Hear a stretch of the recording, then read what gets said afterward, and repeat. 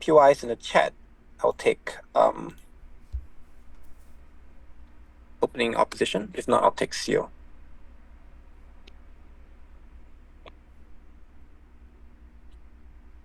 When we have a justice system where police officers regularly get away with murder, we have a problem.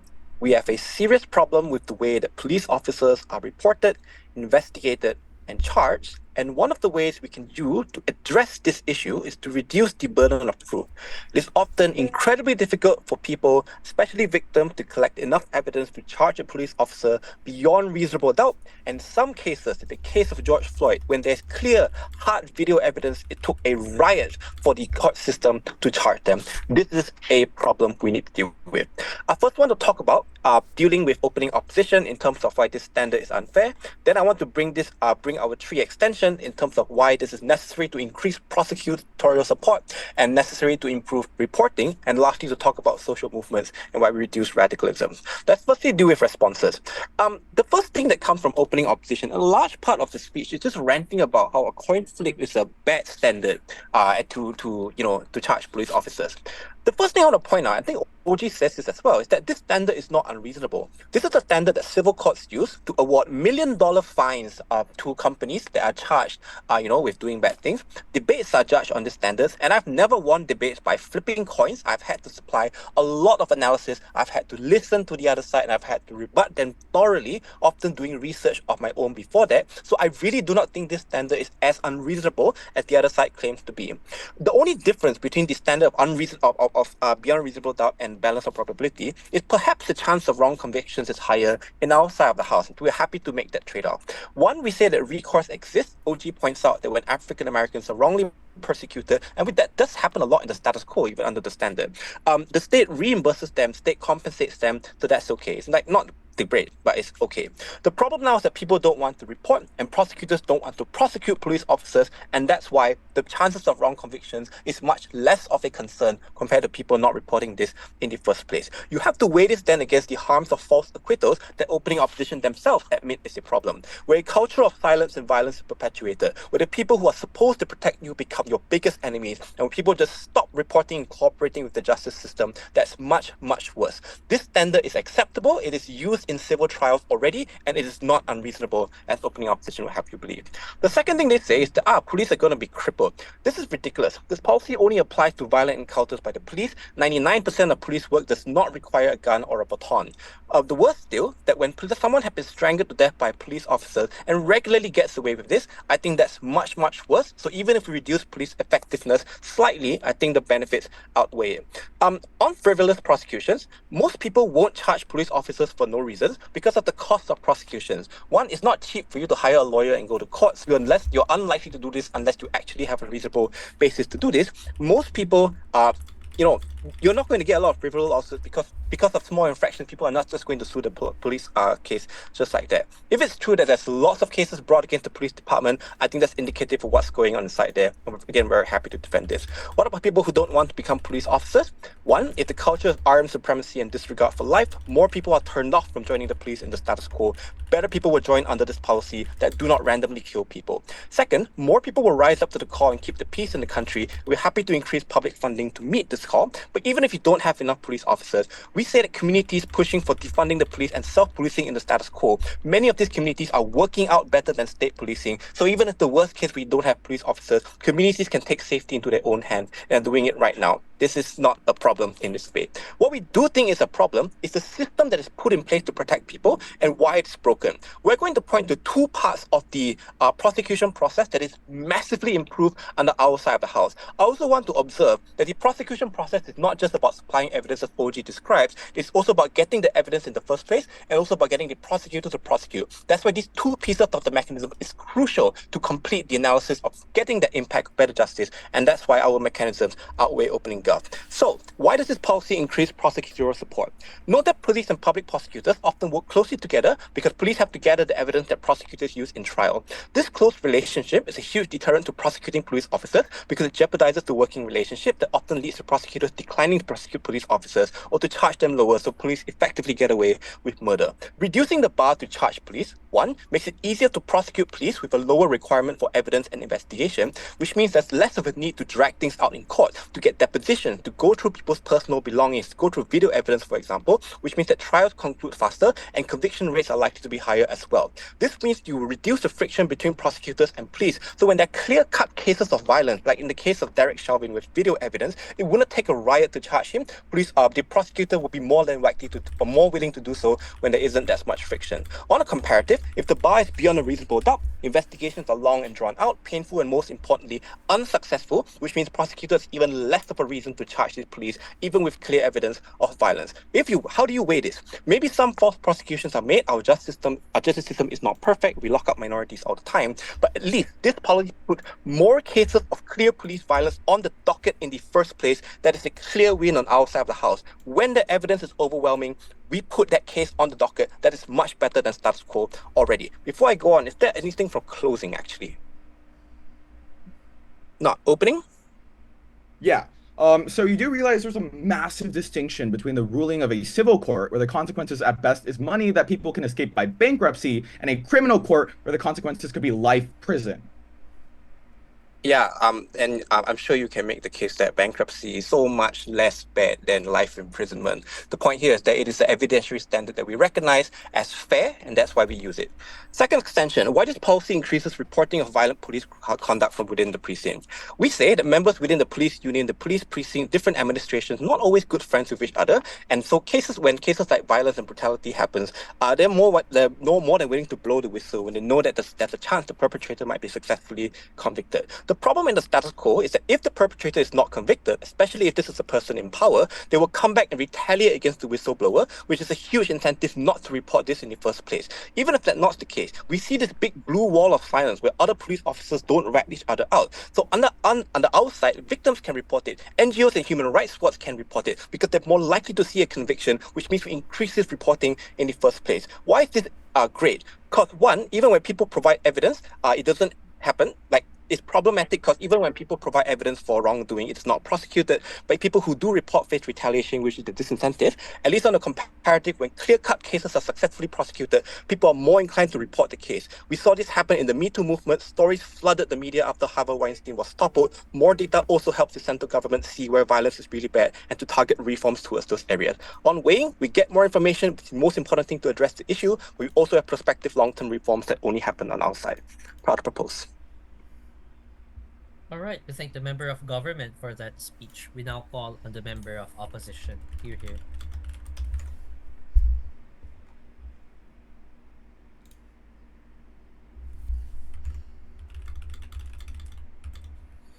Okay, cool. Just checking that I'm audible.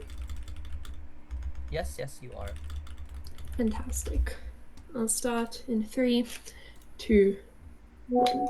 Where everyone else has gone wrong in this debate is by having a one solution solves all problem. They try to sweep the floor with overarching blanket solutions, and in doing so, every other team in this debate will let significant vulnerable groups fall by the wayside. We are the only team that is going to have a nuanced and delicate approach to a very delicate situation. It's going to be a clear CO ballot. Before I get into my responses and then my extensions, I want to quickly clarify where my team stands in this debate. Obviously, we stand against police brutality and for justice, and to this end then, we are very happy to redirect the massive amount of fear that it would take to pass the government policy, instead to putting more body cams on police, to funding investigations from neutral third parties, to push for more transparency, all of those kinds of things that would make convicting actually guilty people easier on our side, and you would still be able to probably convict them even under our high standard when we are able to push for it to be far easier for you to get evidence of that in the first place. Secondly, we're also happy to push for harsher punishments if people are still convicted under our very high burden. The difference between us and the other teams in this debate is that although we do stand for justice, we understand that it can never be that simple as just convict people more, don't convict them more. We're going to be nuanced here. Okay, so let's firstly get into their responses, and I'll tell you why all of the other 3 teams very quickly are going to lose this debate. Let's start off with OG. They have two main ideas. Firstly, they say that it's significantly harder for victims to get justice, and thus you ought to lower the burden for them. There's two problems here. Firstly, their argument strategically falls apart by themselves, because if they paint it as so incredibly difficult to prove evidence, like the whole system is set against you and the police are going to hide every bit of evidence, then there's no reason to assume that they could get the 50% that they still need on their side if they shoot themselves in the foot. But secondly, even if it is harder for victims, we think we're able to counteract that firstly with our policy, and secondly with the large focus and pressure that's currently placed on the police due to the number of police brutality incidents. The public pressure can help towards pushing those convictions through. Secondly, though, they bring up the idea of deterrence for police, deterrence against police doing bad things. This again is inconsistent with their own characterization that all police are brutal, racist white men and exist in a system that is entirely set in their favor. Because if that characterization was true, then they would still be brutal anyways. Opening government loses because they have short-sighted, self-defeating strategy, and their context doesn't make sense. It's incredibly isolated. Let's talk about CG then quite quickly. I think the vast majority of their first extension, when they talk about reducing conflict between prosecutors and police, is very derivative of their opening because it relies on the exact same mechanism of easier convictions. But even if that wasn't, I think there's just really no impact to this point. The police can't just dodge doing their job just because they don't like someone. They're unable to win on this. At best, it's a really minimal impact. But secondly, they say that you increase the chances of conviction and thus you encourage victims to come forward. Two responses. Firstly, I don't think we have to convict more people in order to protect victims. We can just put more resources into making sure that you don't go get revenge on your victims. We can protect them. I don't understand why this policy specifically has to be the solution. But secondly, I think victim fear is significantly worse on their side when victims are increasingly claimed as silly and making up stories, and maybe they just won the case on a coin flip. That is when people are actually scared because they don't want to be seen as a problem. They don't want to be seen as stupid. We're able to flip the mechanism of closing government, and so they lose based on that.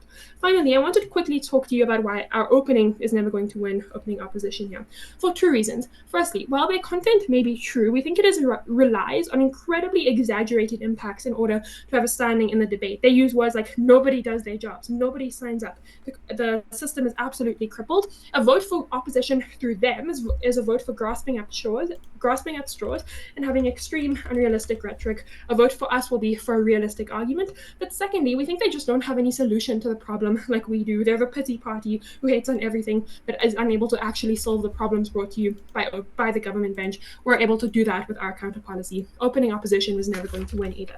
Let's talk about why we are winning here then. So firstly, our argument and our main extension here is going to be why we better engage with these societal reactions in order to support victims.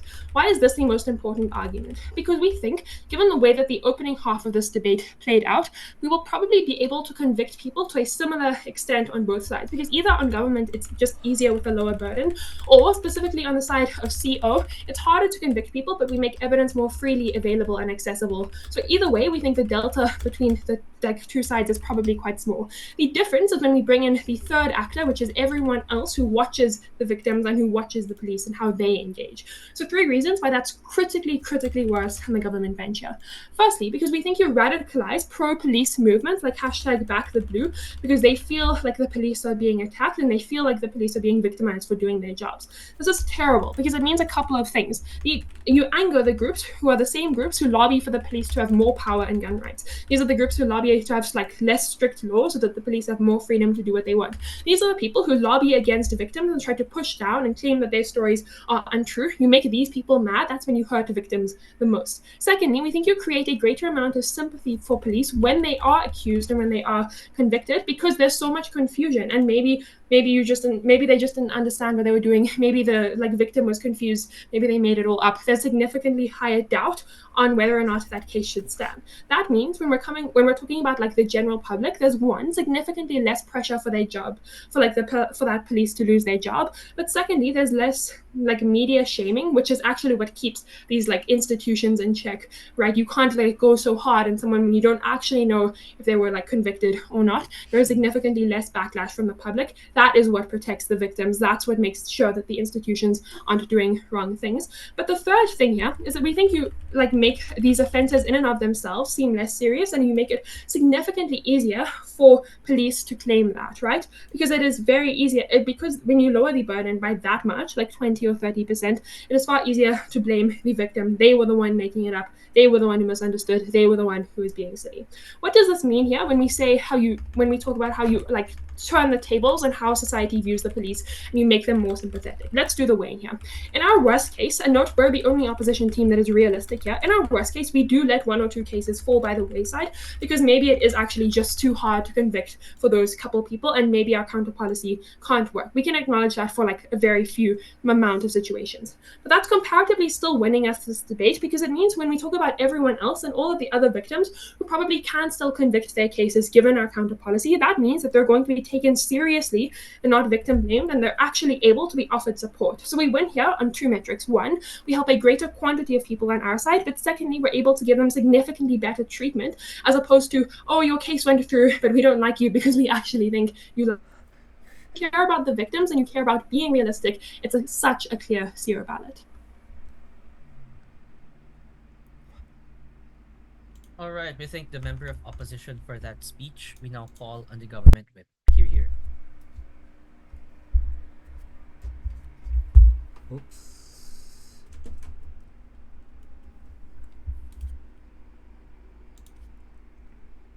Hi, am I audible or invisible? Yeah, you are.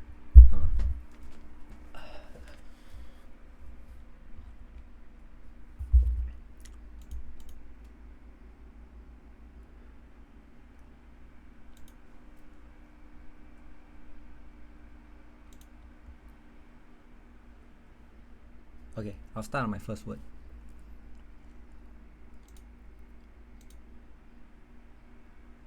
When Eric Gardner was put in a prohibited chokehold and killed by an NYPD police officer, his only crime, allegedly, was selling cigarettes without tax stamps. When George Floyd was killed by Derek Chauvin, his only crime was using a counterfeit $20 note. Do not let opposition get away with the fake characterization in this debate. The status quo is skewed, and it is skewed towards police officers. CG's path to victory is to prove 2 things. 1, we will prove that on a scale, police officers are more likely to be bad. Number 2, we will prove how we empower the common man against an abusive state structure. Before that, a few clarifications in this debate.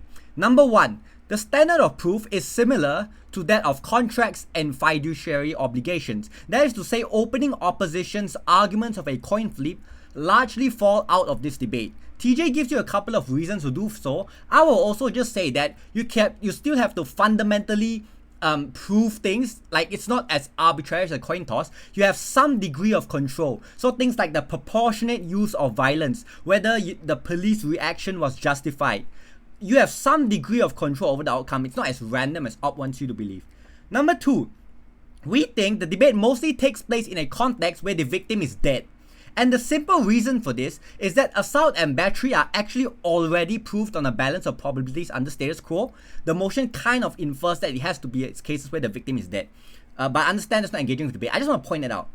I'm going to do 3 things in this speech. Number 1, I'm going to tell you why OO is out. Number 2, I'll tell you why CO is completely out. They don't even understand the motion. Number 3, I'll tell you why our extension was the best thing in this debate. Let's deal with opening first, later. I think their main claim is that this will cripple the police and the CJS, and I understand teams have clowned on it enough. I just want to point out their basic premise is that these police officers will be very scared to neutralize a threat. To this, we will say 5 things on CG. 1, I think it's really ridiculous for them to propose that people would now think twice before stopping a school shooter. Like, if we follow the characterization of Op, it is very innate that these people help because of the goodness of their hearts, or likely it's military or police training that kicks in at the point in which someone whips out a gun. That's like saying someone who dives on a grenade to protect the rest of his army men is weighing up the potential Nobel Peace Prize or whatever reward he can get after that. That's not true. It's more of like in the moment these people act. Number 2, the problem is one of scale. For every school shooter that you let loose, I think there are 3 or 4 black individuals that are killed on the outside of the house frivolously. So they need to deal with that. Number 3, if we take the extreme characterization, I don't see why somebody stopping a mass shooter would be scared to stop the shooter, in the sense that you have like surrounded in a public place, there are lots of witnesses to back you up and say it wasn't outright murder. Like, it's just redonkulous from OO to say that. Fourthly, I think TJ tells you that people are actually very unlikely to tangle with the police. Not only is there a hugely personal cost of prosecution, the average individual, will say on CG, does not actively seek trouble with the police. Most people want to stay out of trouble, out of the legal system. They go about their daily lives not wanting to engage or like frivolously go and sue policemen. So I think Op's arguments on like wrongful prosecution is like on a scale probably out of this debate. How do you weigh this, panel? I guess you guys have to be intuitive about it. Is it more true that cops are wrongfully killing people, or are you more likely to buy the minority of cases where they are wrongly prosecuted? Insofar as you believe Black Lives Matter has a point on police brutality, I think you'll side with Gav on this. 2. Let's deal with CG. And I think CG is completely out. They say there is now people will now victim blame. What the heck, guys? This debate is about making it easier to convict policemen, so the victim has more power under Gav. I think CO is completely out. Let's talk about extension and why it was great. We gave you like a million reasons why things are sided in favor of the policemen who are abusing the current structure. We said there's a blue wall of silence, which is an internal code of conduct which prevents people from whistleblowing and ratting out their own. So police protect their own people. Number 2, there's qualified immunity. A police officer often enjoys immunity if he was carrying out his duties. That's why lots of police brutality can just get away with it by claiming, hey, I was stopping that guy, that guy in my view he was committing a crime. That is the exact justification for police brutality. We think we need to stop that.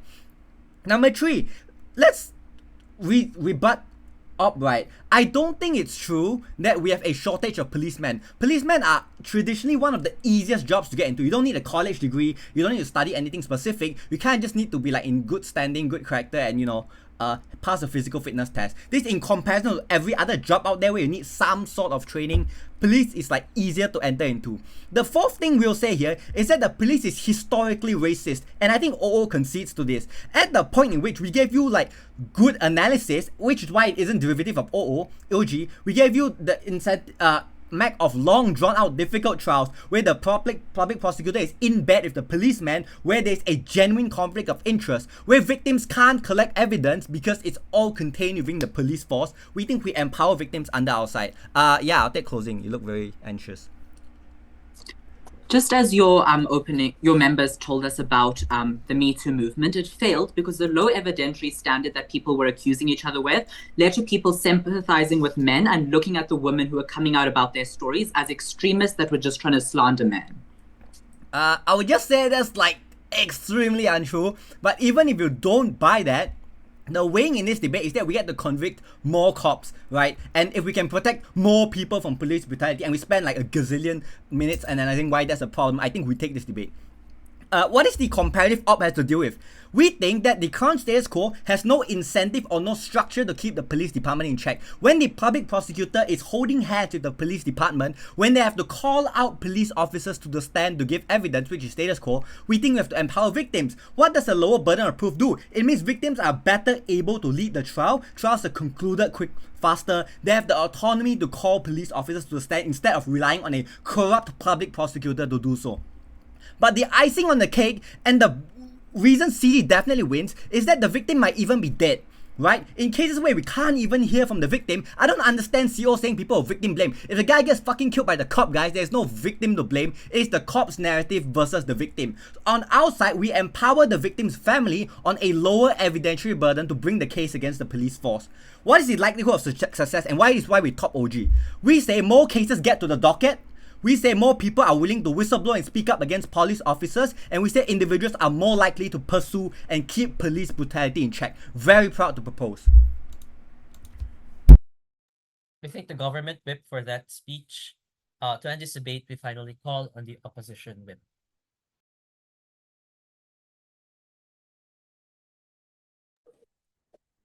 Cool. Just confirming that I am audible. Yeah, you are. I take POIs in the chat, please. Pronouns he, they, but you can just refer to me as speaker. I'll count myself in when I'm ready.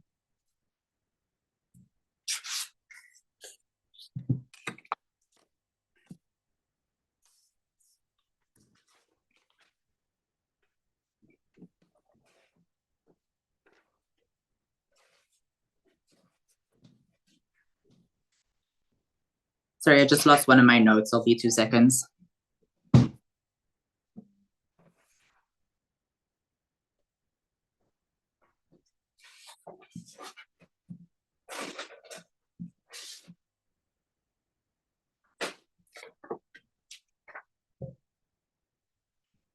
Okay, cool. Sorry about that. I'll be starting in 3, 2, 1.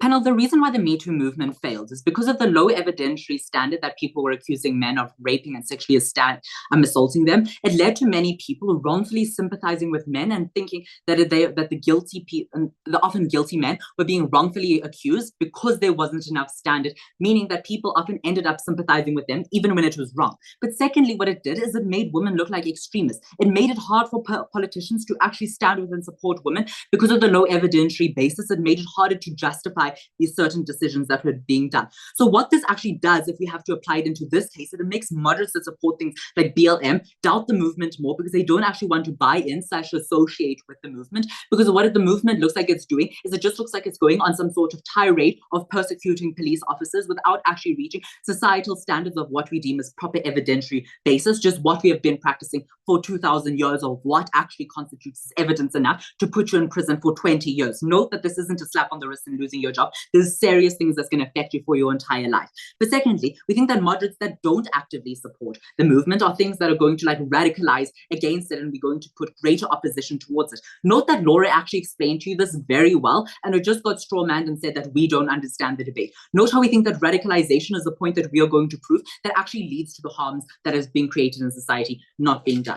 Cool. Let me respond to OG about crimes being hard to prove. I'd like to firstly point out that the problem in society is not that enough evidence is available, but the fact that there's a structural problem. The structural problem is not necessarily that the courts are against it, but the governments are against it. The governments support the police because they are the ones that they engage with. We need to be able to change the government's minds. With this in mind, I'm going to elaborate on that later in my speech. But firstly, on crimes being hard to prove. Firstly, we don't think that this is that true. We think that there's cameras on people. We think that actually it's much more common than people think in situations out of America, like mainly Europe, mainly like places like Africa and Southeast Asia, that police actually get prosecuted on a fairly decent level. But secondly, we think we flip this and we say it's harder because society doesn't buy into these people. And when they see these police being just, being completely, being prosecuted by what they would perceive as this woke left mob, what it means is that people are less likely to come forth with it, because there's the same idea when you think that someone is likely to be put in jail for 20 years, there's innately a sense of sympathy towards it. But even if it's not, it's actually just balancing out the likelihood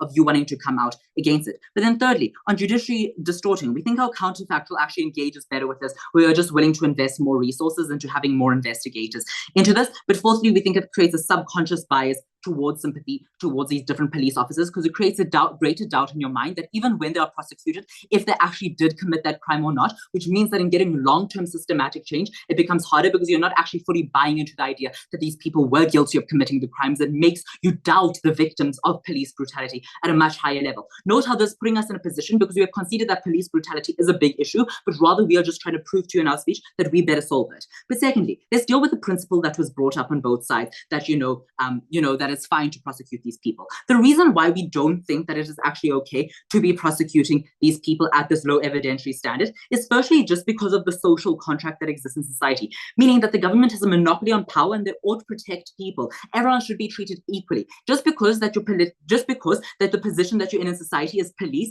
doesn't mean that you should be extra prosecuted against. And we think that it's not right that CG can just trade this off, because it's the one thing that ensures that the government actually has accountability to how they treat the people and ensure that unfair prosecutions aren't going through. But secondly, they tell us about, like OG tells us about, likelihood of crime, but we tell you that just because likelihood of crime is likely to be committed by one group, just because police are likely to be racist, doesn't mean that you can lower the evidentiary basis, because it's the same logic that can be extended to just because Black people commit more crimes because of their economic status, doesn't mean that you can lower the basis because they're more likely to have committed that crime. We think that this is an injustice towards police officers that are actually just trying to do their jobs. But note that this whole argument actually bends hinges on the fact that police officers are inherently malevolent actors. We note that people that want to actually, I told you in the chat, that actually want to engage the majority of their life dealing with people and protecting society and protecting people, oftentimes they genuinely care about the community, but it is just not about that. We think that you cannot be having such a low evidentiary basis when the consequence of this is something like 20 years in prison. It's something like having your entire career ruined, your entire life is ruined.